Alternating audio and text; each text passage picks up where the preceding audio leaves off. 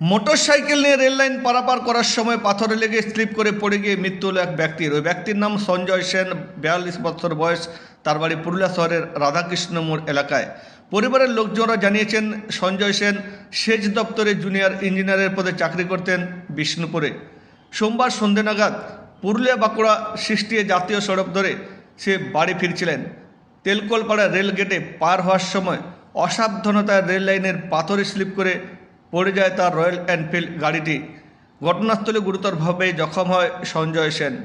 তড়িঘড়ি তাকে পুরুলিয়ার দেবেন মাহাতো সদর হাসপাতালে আনা হয়েছিল। সেখানে চিকিৎসাধীন অবস্থায় সোমবার গভীর রাতে তার মৃত্যু হয়। আজ মঙ্গলবার পুরুলিয়ার দেবেন Mahato government medical college and হাসপাতালে পুরুলিয়া সদর থানার পুলিশ তার মৃতদেহটি ময়নাতদন্তের জন্য পাঠান পুরুলিয়ার দেবেন Mahato government medical college and হাসপাতাল হাতোয়াড়া মর্গে। হাসপাতালে এসেছি এই কারণে, কালকে আমাদের একটা ভাইপো দুর্ঘটনায় মারা গেছে অ্যাক্সিডেন্টে।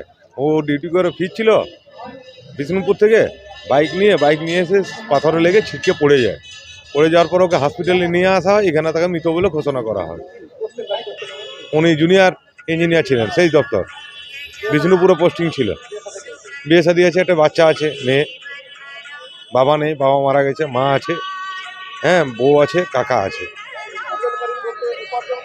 উপার্জনকারী বলতে ও ছিল, বা মা আছে, মা পেনশন পা, বাবা চাকরি করতেন। আমার নাম কাজল পাইন। আমি ছোট থেকে দেখেছি ওকে, ওর কাকুর মতন। একদম একদম ভালো ছেলে ছিল, জেলা স্কুলের স্টুডেন্ট ছিল।